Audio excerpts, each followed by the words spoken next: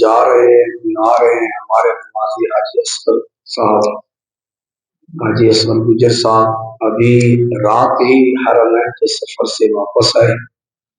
یہ بڑی سعادت مندی ہے. اللہ قبول فرمائے اور ایمان کی سلامتی نصیب فرمائے.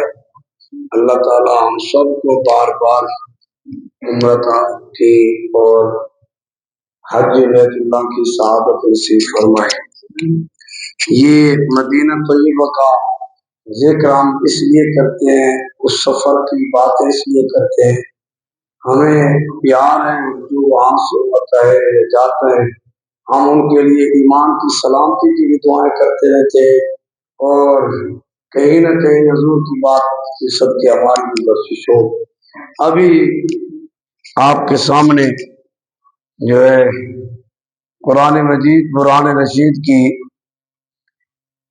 آیت جو تلاوت ہوئی سورہ توبہ اور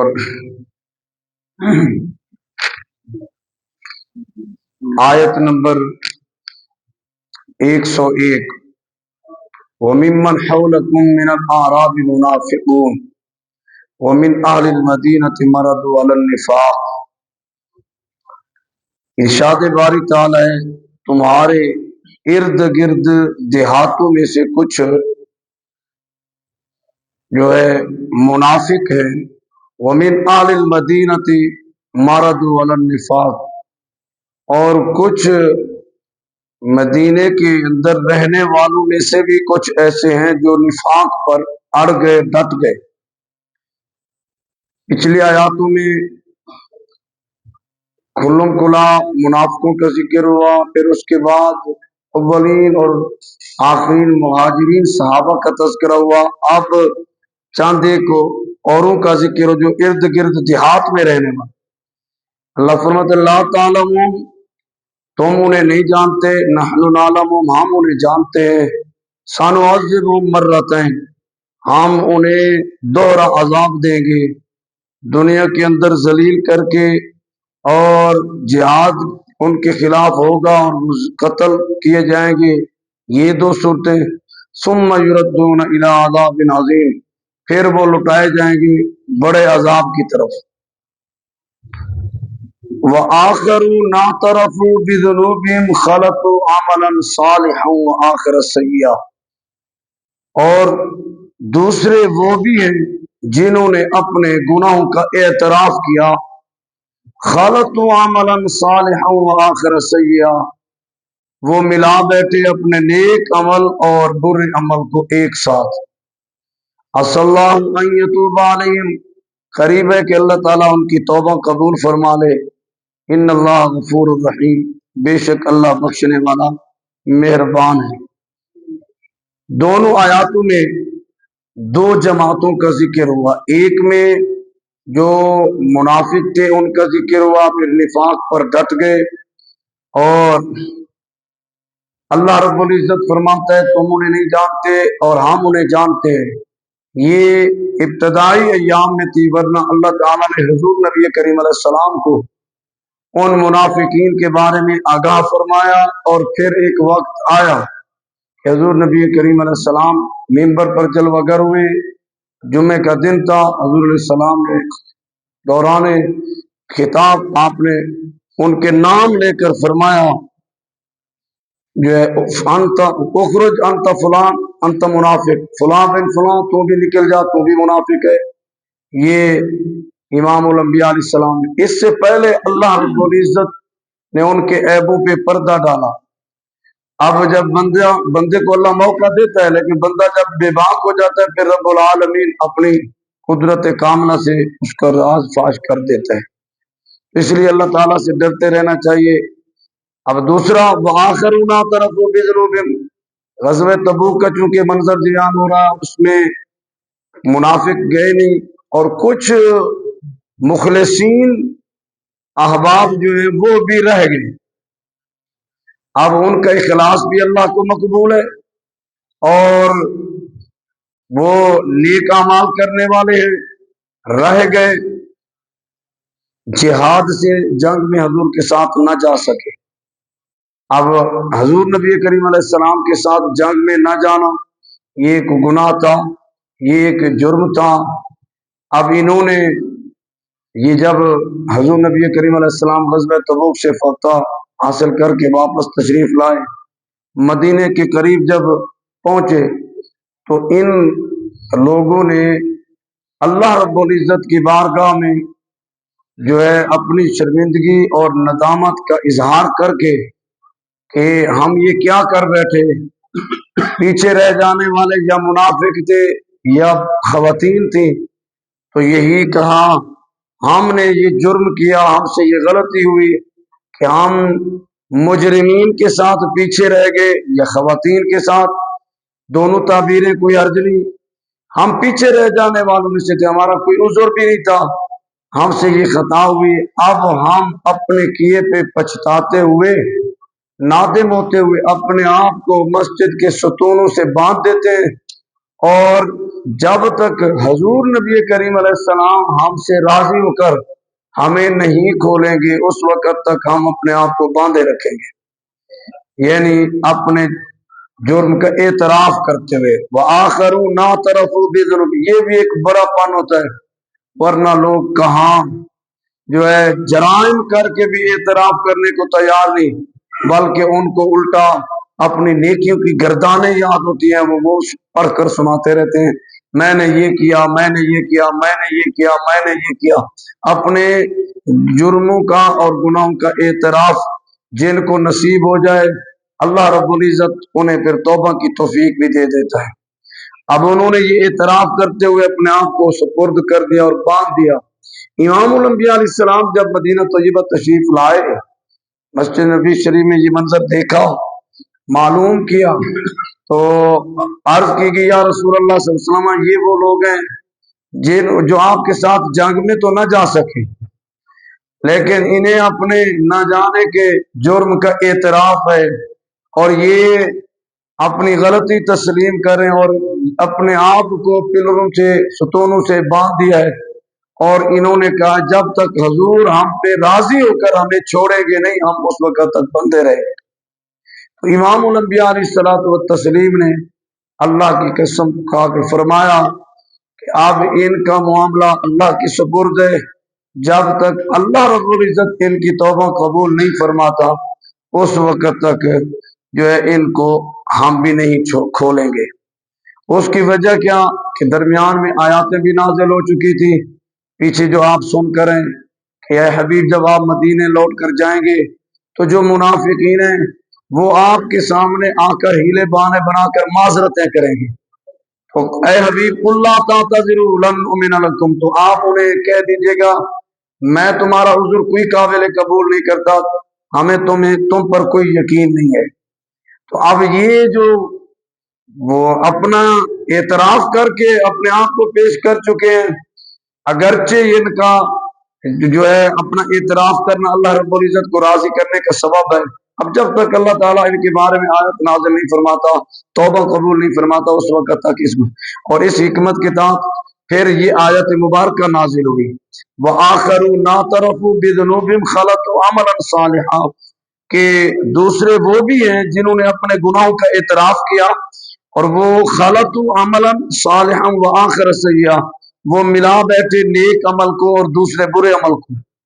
عَسَى اللَّهُ أَن يَتُوبَ عَلَيْهِمْ، قریب ہے کہ اللہ تعالیٰ ان کی توبہ قبول فرمائے، ان اللہ غفور الرحیم، بے شک اللہ بخشنے والا مہربان ہے۔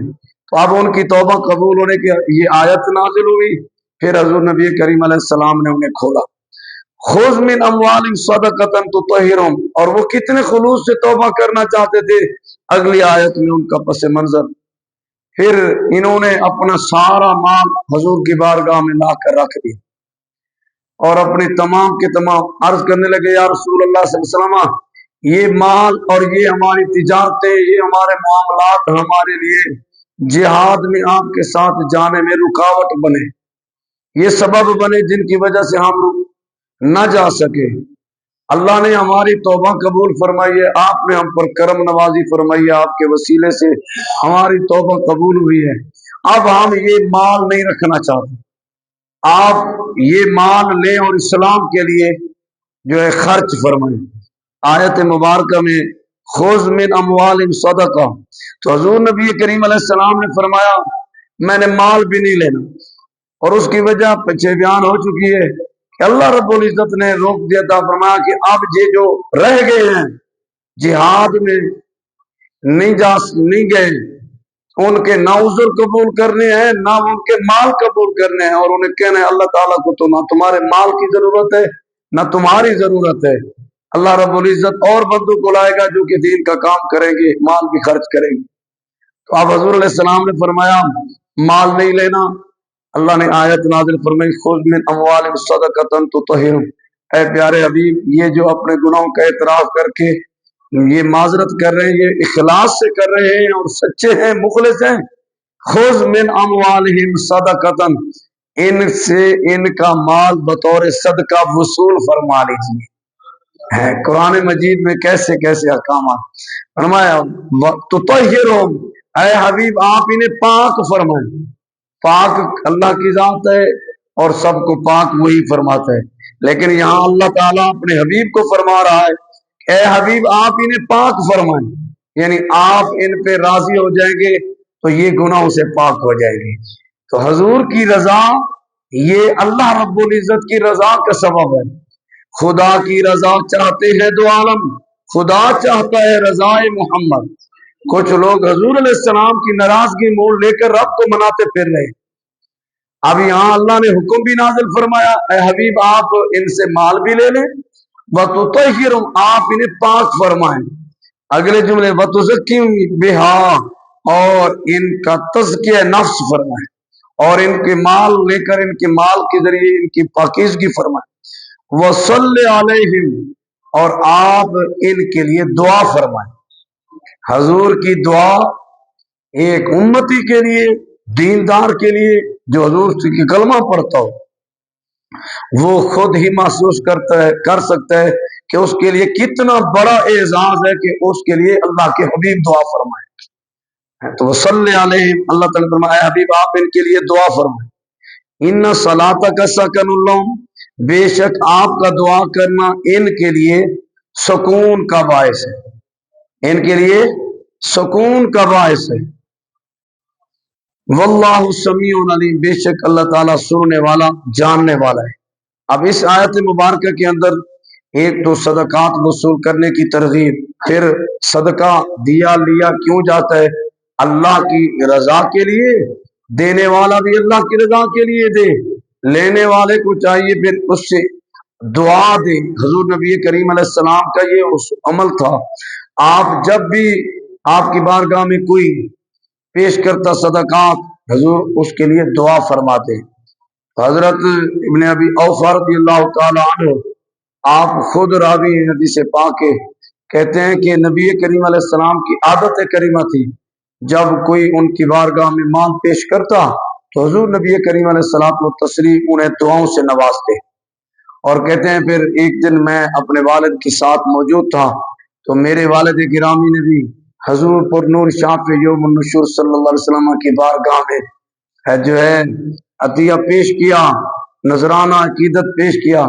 حضور نبی کریم علیہ السلام نے میرے والد کو ان الفاظ سے دعا فرمائی، اللہم صلی علی آل ابی اوفا، اے اللہ ابو اوفا کی اولاد پر اپنی رحمتوں کا نزول فرما۔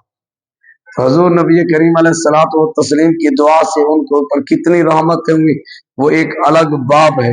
تو اس سے یہ بھی سبق ملتا ہے، اس لیے جب جو ہے صدقات دیے جاتے ہیں تو دعا ملتی ہے، یہ حضور علیہ الصلوۃ والتسلیم کی سنت ہے، حضور کا طریقہ تھا۔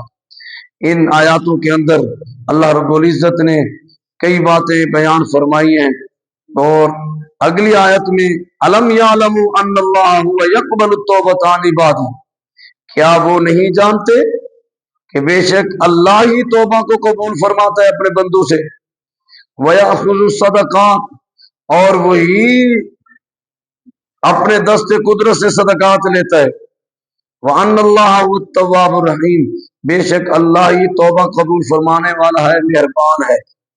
یعنی کوئی شخص محمد الرسول اللہ کا در چھوڑ کر اور وہ اللہ رب العزت کی بارگاہ میں براہ راست کوشش کرتا ہے اور وہ سمجھتا ہے کہ میں رب کو منا لوں گا، میں نہیں، جو میرے حبیب کے واسطے سے توسل سے میری بارگاہ میں وہ جو بھی دعا مانگتا ہے، صدقات کرتا ہے، پھر اللہ رب العزت ان کی دعاؤں کو بھی قبول فرما دیتا ہے، صدقات کو بھی قبول فرما دیتا ہے۔ اور یہاں اللہ رب العزت کی کیونکہ منافقین انہوں نے یہ سمجھ رکھا تھا بھی ہم جو مرضی کرتے رہے، بعد میں توبہ کر لیں گے تو توبہ قبول ہو جائے، کیونکہ ہم کہیں گے کہ ہمارا تو فلاں مجبوری تھی، فلاں مجبوری تھی، اس لیے ہم میدان جہاد میں نہ جا سکے۔ اب اللہ رب العزت دلوں کے راز جاننے والا ہے، اور اللہ رب العزت جانتا ہے کہ کون معذور تھا، کس کا عذر تھا، کس کا عذر نہیں تھا۔ جو ہر چیز سے عالم الغیب والشہادہ، ہر غیب اور موجود کو جاننے والا ہے، تو اس کے سامنے کسی کا بہانہ چل نہیں سکتا، ہیلا چل نہیں سکتا، جھوٹا من گھڑت۔ تو انہیں جاننا چاہیے کہ حقیقت میں اللہ ہی توبہ قبول فرماتا ہے، اور وہ عالم الغیب والشہادہ ہے، اور تمہاری توبہ اس وقت قبول کی ہوگی جب تمہارے دل میں اخلاص ہوگا۔ اور جیسا کہ ان لوگوں کی توبہ قبول بھی ہوئی جن کا اس پچھلی آیت میں ذکر ہوا کہ انہوں نے اخلاص کے ساتھ گناہوں کا اعتراف کیا اور اللہ رب العزت نے ان کی توبہ قبول فرمائی۔ دوسرا اس سے یہ بھی مسئلہ بیان ہوا کہ صحابہ کرام علیہ الرضوان اور منافقین دونوں کا تذکرہ ہو رہا ہے۔ منافقین حضور کے ساتھ جنگ میں نہ جانے کو کوئی گناہ نہیں سمجھ رہے، بلکہ اپنا پھرتیلا پن، اپنی چلاکت، اور کہہ رہے تھے کہ جناب اللہ کا شکر ہے اسی بچ گیا، چلو کلمہ بھی پڑھ دیا تھے، جہاد بھی جانا نہیں پڑا یہ۔ لیکن جو صحابہ کرام علیہ رضوان تھے، باوجود اس کے کہ ان سے بھی جانا نہیں ہو سکا، لیکن انہوں نے اس جانے کو اترائے نہیں کہ ہم کوئی خوشی، بلکہ انہوں نے اپنے آپ کو اس بات پر مجرم قرار کر کے اپنے آپ کو حضور کی بارگاہ میں پیش کر دیا، یا رسول اللہ ہم سے یہ غلطی ہوئی۔ تو آج امت مسلمہ کس جگہ پہ کھڑی ہے؟ پوری امت مسلمہ من حیث الامت جہاد کا کوئی نام لینے والا ہے؟ کوئی جہاد کے لیے تیار ہے؟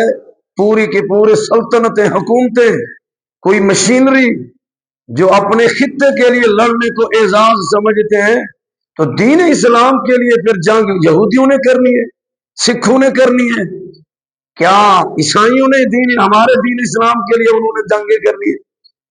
ہم جب مسلمان ہیں تو بحیثیت مسلمان ہمیں جیسے اپنے ملک کی حفاظت کے لیے جنگ کرنا آتا ہے اور ہم اس میں کمپرومائز نہیں کرتے، ایک لمحے سے پہلے اپنی طاقت دکھاتے ہیں تاکہ دشمن کو پتہ چلے کہ ہم کتنے پاورفل ہیں۔